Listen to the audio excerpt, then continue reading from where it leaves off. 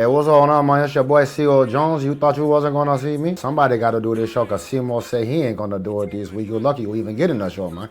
We're gonna discuss the good, the bad, and the Falcons this week, huh? The two things I know though. Boy, Kirk Cousins, he cooked, man. And I ain't talking about he cooking, man. I'm talking about that arm is done. He's well done like the black people like their steaks, huh? And that boy Zac Robinson, man, that offensive cook too, bro. That thing is burned, fried, crispy. You Falcons fans, you got something to be mad about. Not even gonna hold you. See this bottle of tequila, man? I drank this whole thing watching the Falcons game on Sunday, man. Not gonna get my blood pressure out though, man. Don't let them Falcons, they fail, man. Not they fail, man. They fail, but they fail, man. I'm talking about they ugly, man. They not pretty like me. Can't keep the talk on me going. But we're gonna tell you what's an overreaction and why you shouldn't fire Raheem. And what there is to look forward to still, man. Hop into the Bird Bath and wash your spanking, man. What's going on, family? It's your boy C-Mo the C Mitchell checking in with another episode of the Falcons Bird Bath. Shout out to our loyal subscribers and followers. Snarf to the haters. If you haven't done it already, make sure you hit that like and subscribe button in the comments, man. We're definitely trying to get to 1,000 before the end of this season, man. The algorithm really loves it, and that's how we can keep bringing you these videos. First and foremost, before we get all the way into the meat of our conversation, I want to talk about the poll question we did recently. Question I asked was, who was a better offensive coordinator between Zac Robinson and Arthur Smith? Who is a guy that I thought actually did a pretty solid job. Now, before this game, it was about 50-50. At this point after the game, it is overwhelmingly in favor of Arthur Smith. 75%, 120 votes going toward Arthur Smith. We had 40 votes for Zac Robinson. So Sunday, the Falcons took a major, just all the way around slacking from the Miami Dolphins. And that's a game that we should have won. Now, a lot of you fans out there are upset, and rightfully so. I mean, I'm agitated watching that nonsense. But I will say, the Falcons had at least 6 major key contributors to this team's turnaround and success that were out on Sunday. Drake London, Zach Harrison, Jalen Walker, Billy Bowman, Divine Diablo, and Michael Penix out. And it definitely showed on tape all the way through and through. On defense, there were some times that there were plays being made, but it was just glaring how bad it was without having Divine Diablo out there. We don't have a player on this roster who can do the things that Divine Diablo can do. They gashed us a little bit on the interior and on the exterior a little bit as well, too, with some of their trap plays and some of their pulling and some of the wham plays that they had. That's an area where Zach Harrison does really exceptionally well in, as well as getting to the quarterback, being able to play that big end. Jalen Walker is a guy that's tremendous in the running game for us as well, too. And he allows us to be able to keep him out there on passing downs as well. They really were able to get to us a lot with some of those wham plays and trapping our guys. James Pierce Jr. did a little bit better job than Leonard Floyd did out there, but Leonard Floyd is getting exposed a little bit against the run. And again, he's more of a pass rushing specialist at this point in his career, and he's not a complete liability when we have him out there against the run. But having Jalen Walker out there made a lot of world of difference, and we've definitely been missing him a lot over the last couple of weeks. Billy Bowman, having a stout nickelback out there who could play great against the run and is going to make those tackles and can shed blocks, as well as play in man coverage and play zone, just cover everything that you would have for any of those type of receivers out there. He's been tremendous out there in the slot. As a matter of fact, if I'm not mistaken, Billy Bowman is one of the top 10 cornerbacks this year in man coverage so far. So that was huge for us. And Michael Penix, like everybody was calling for Kirk Cousins, and you definitely got what you were asking for this game. Kirk Cousins looks like night and day between Michael Penix, and him being out there this week just kind of further solidifies that we probably should have pulled him a lot earlier last season. His arm is completely cooked. There was a play early in the fourth quarter.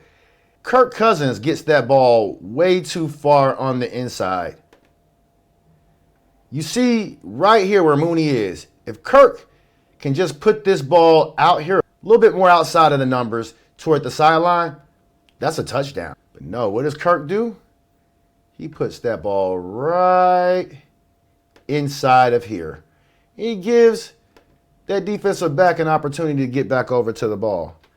Plays like that hurt us tremendously on Sunday. Now, before we get into some of the coaching blunders, the biggest changes that I would like to see the Falcons be able to make in order to turn this season around, first and foremost, we have to go out here and make sure that we sign us somebody at linebacker, especially if we don't have Jalen Walker coming back anytime soon. J.D. Bertrand just ain't it out there, man.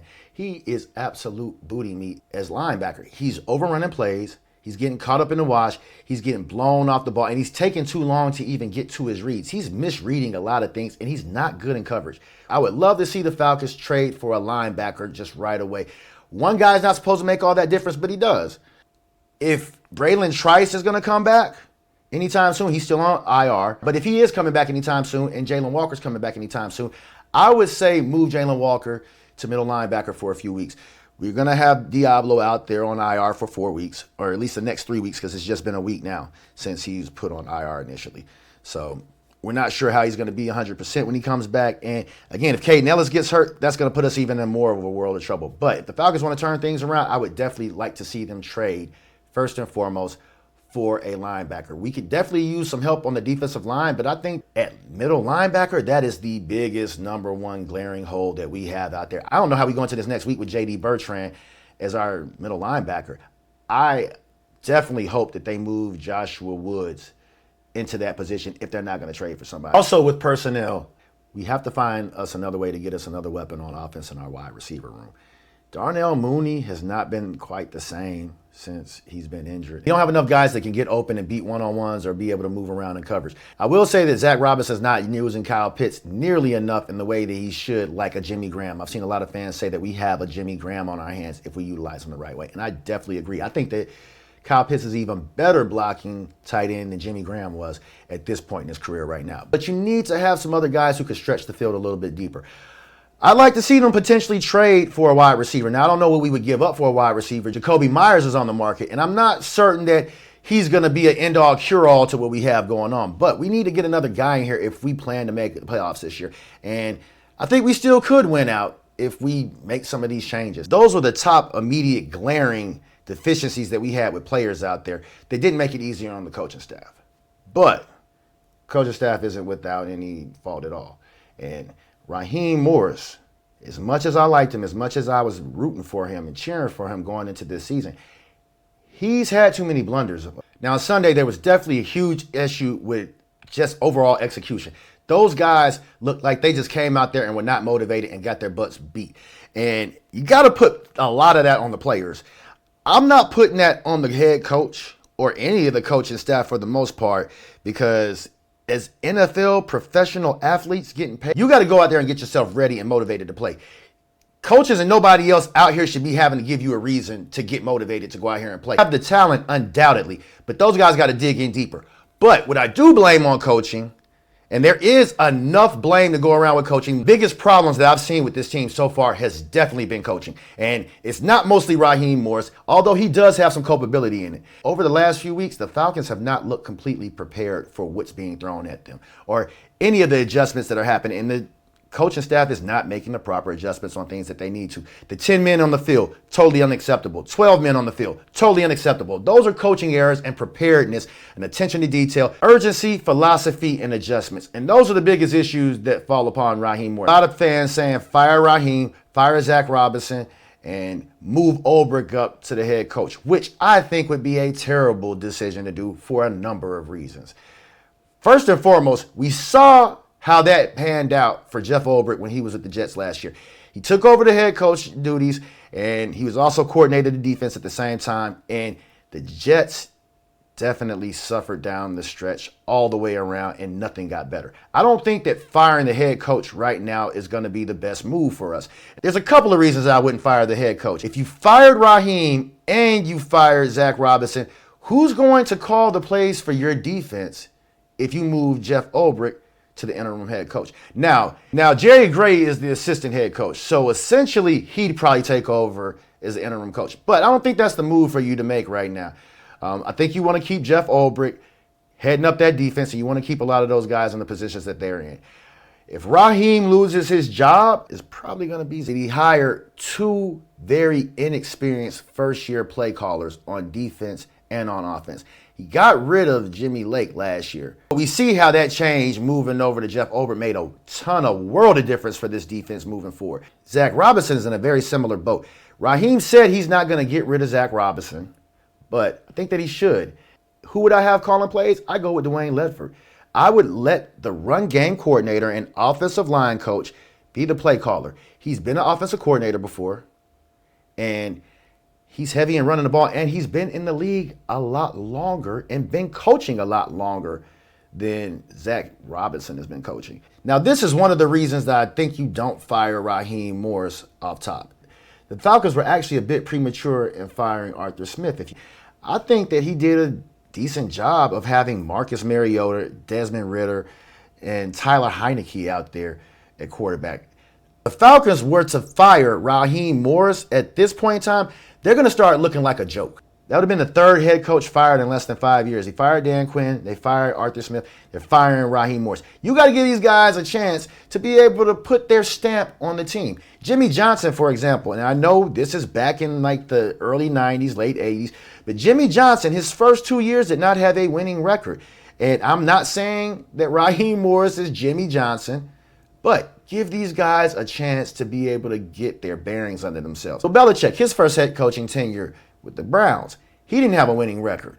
Sometimes these are bumps and bruises that you have with this team. And if you're the higher ups on this team, as much as the fans want to see heads roll, I think if you're upper management in the regime, you have to have some level of culpability in the fact that you extended Matt Ryan for too long. You kept paying him for too long. You held on to him. You held on to Julio Jones a bit too long. And you created a lot of this mess that you have with the Falcons right now. Blank was a little nostalgic.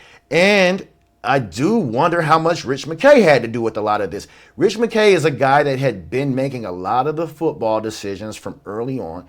And they say he doesn't have any hands in this, but I don't believe that. I believe that as the team president, as he is, and Arthur Smith, these guys have to sign off on every deal that we have and all the moves that we have going into the season. And I think that Terry's done a really good job, but who knows what other type of moves that Terry could have been making if you didn't have Rich Mckay in the mix or have him still advising Arthur Blank. We had a run with him, but I think it's time to move on and let him go on to greener pastures, and so we could both part ways and do what we need to do. But I don't think that Arthur Blank is going to probably do that.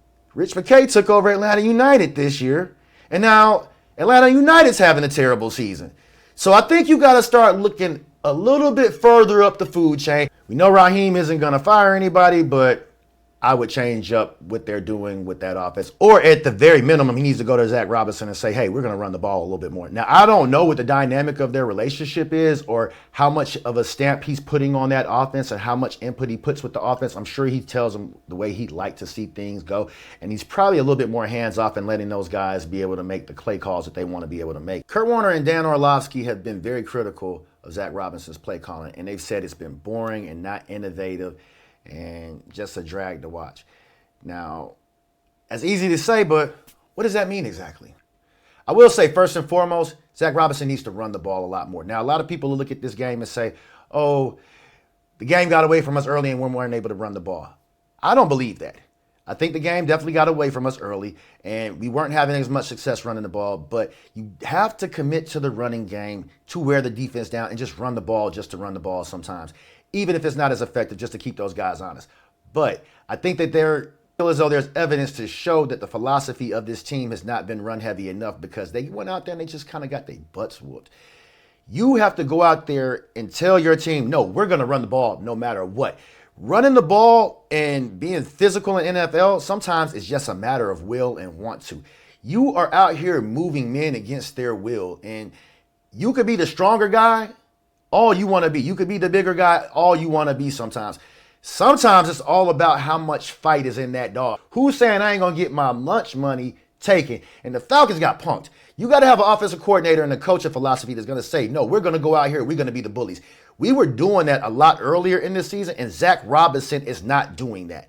But aside from the obvious, what I'm also seeing in our passing game, and Kurt Warner pointed this out before, we run a lot of option routes. We're running far too many option routes, and we're running a lot of short area things that they are really sitting on. Zac Robinson is not doing a good job of stressing the field on multiple levels, but also some of the route combinations that we're getting, they're a little vanilla at times.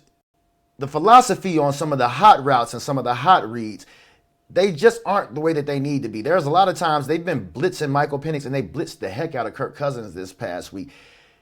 Zac Robinson didn't coach up to make sure that you could just throw hot routes in those areas where those guys are blitzing. Another area where I'm seeing a lot of the biggest issues are in some of the formations, and that in conjunction with the play calling and not having multiple formations and enough plays out of different formations is probably the biggest issue and biggest indictment on Zac Robinson at all. A lot of people say, oh, the pistol is too predictable.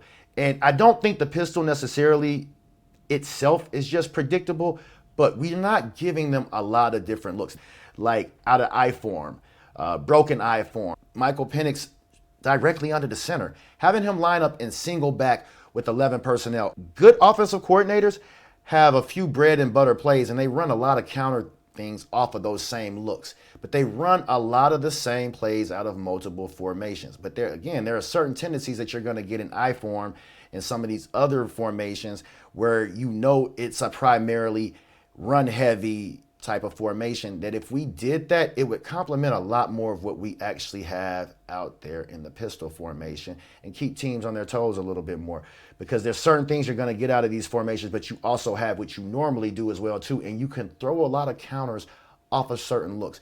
We're a really pass heavy team. We don't run a lot of play action, but we should at least run a little bit more draw plays. Set people up for the run off of the pass. I don't feel as though we're calling the proper screen plays at the right times. I don't feel like we're calling the right plays that we need to call at the right times. When we're running the ball, we're running a lot of outside zone. Teams are sitting on that outside zone, and they're forcing everything back in. Sometimes we need to do a little bit more, get a little bit more power running. Pull those guards a little bit more. Pull that tackle. Pull that blocking tight end and let them give you a wham play every now and again. And you who don't know, that's when you're pulling your tight end and you have them kick out on the defensive end. There's just not enough variance in the looks that we're running off of the plays that we have. They have certain run plays that look exactly the same down to the pulling motion when they pass the ball. The Falcons need to incorporate a little bit more of that type of creativity in their offense. Zac Robinson, he has certain plays that he runs, but he doesn't create good wrinkles off of those plays. And the ones that he does do them on, it doesn't quite make as much sense, and it takes a little bit more time to develop sometimes. And one of the other biggest areas that I think is a problem for Zac Robinson is, and this happens with Raheem as well too, calming your team down and getting them back focused in situational football. Telling your quarterback, hey, we can't take a sack right here. They like to do this on this particular down. Hey, guys, we're still in the game. Don't press too hard. Just as the Falcons were starting to get some things together later in the game, and they were starting to move the ball a little bit more, Bijan Robinson fumbled in the red zone. And I'm not mad at Bijan for fumbling. His knee hit the ball. He's trying to make a play with the ball. But in that situation, he should have told them, hey, guys, we're still close. We're still in this game. Don't try to be a hero. Don't try to press too hard. Don't try to just make something happen. Stay within the flow of the game, protect the ball. Don't have any turnovers right here in the red zone. You got to be constantly reminding the team about that. We still have a young team, and we have a lot of players that were out on Sunday. We're playing with a backup offensive tackle. We're playing with our backup quarterback. We're down to our third and fourth receivers on the team. You got to go out there and make sure that you refocus these guys. That is what the job of the coach is, to manage the players and make sure that you're reminding them and manage the emotions of the game. Right now, we're just 3-4, and it doesn't look good. It doesn't look like we're going to make the playoffs if you're having a guess based on what you've seen so far, but we're not mathematically eliminated right now. There is a chance that we could run the table and play pretty good. As a matter of fact, this next game coming up with the Patriots is one of those games that the Falcons will come out and they'll play their hearts out and go beat those guys. We're playing down to our competition too much, and we're playing up to our competition. But give Raheem a chance and let him go ahead and try to right the ship at this point in time. I definitely feel like they need to make some changes on the roster, and they definitely need to make some changes to this coaching staff, or at least the philosophy of how we're going to be running our offense for this game coming up. But this is a huge game that we're going to be playing the Patriots. We're going to be on the road. We don't know if Penix is going to be playing this game. We don't know who's going to be back yet. It's just Tuesday today, right? So we'll see what happens on the injury report on Wednesday and moving forward for the rest of the week, and who's going to be able to come back. And we'll pay attention to some of those trade rumors. But the Patriots have been pretty solid running the ball so far. We'll get into this a little bit later on our keys to victory later in the week. But Patriots are one of the top 10 offenses and top 10 defenses in the league in terms of yards per game, as well as scoring on both sides of the ball. Of a running back by committee. They've got Ramondre Stevenson out there as well as the rookie running back. But Drake May has been really good throwing the ball around the yard. And they don't necessarily just have one dominant guy. They do have Stephon Diggs out there still, but he's not necessarily setting the league on fire. But they can beat you, and Drake May is making all the reads and all the plays you want. But Mike Vrabel just really has those guys playing with a different swagger, and they definitely have some really good pieces on defense. I don't think that we're going to have a problem necessarily stopping the run game against them, but we could. We could have a huge problem against the run if we're putting J.D. Bertrand back out there. So that's going to probably be our biggest place to make sure that we're paying attention to, because teams are definitely going to key on the fact that we don't have Divine Diablo out there. Not necessarily getting beat deep on a lot of plays, but we're giving up a lot of short intermediate yard stuff. And if we're not out there tackling better, which was a little bit of a problem last game, especially with J.D. Bertrand, I don't mean to continue picking on him, but it's the truth. He has been the biggest weakness on this team. So a lot of that short intermediate area, being able to get the tight ends into space, being able to get the running back out of the backfield, I think that they will coach that up. You got Josh McDaniels out there, who's a pretty solid offensive coordinator. I don't want to necessarily call him a guru, but he's a proven offensive coordinator in this league, and his offenses have done pretty well. Even aside from having Tom Brady, he's doing a wonderful job with Drake May right now. So we're going to have to get a lot of pressure on those guys if we want to be able to affect them. And we're going to have to make sure that we're able to stop the run. And we're going to have to go out there and run the ball as well, too. Patriots have some really good defensive players out there and definitely got some really good guys on the edge. So we're going to have our work cut out for us if they come out with the swagger and the mentality that they're not going to let us just be able to run the ball on us, because they're a much better team than that Miami team was. And Mike Vrabel is definitely going to have those guys fired up, riled up, and ready. But I think that Raheem will be able to inspire this team a little bit more, get these guys to dig deeper. According to Aaron Donald, Raheem will call you out and have you reevaluating your manhood if you're not getting this stuff. But I'm not happy with what I'm seeing right now. I'm not going to lie to you guys and keep telling you that Raheem's got it together. This team needs to do some soul searching. And depending on how he ends this year, Raheem could lose his job. I don't know that he's necessarily on a hot seat right now, but that seat is definitely heating up. That's our show for today. Tune in later in the week for our keys to victory. C-Mo to C. Mitchell, Falcons Bird Bath, Point Game Official, checking out, baby.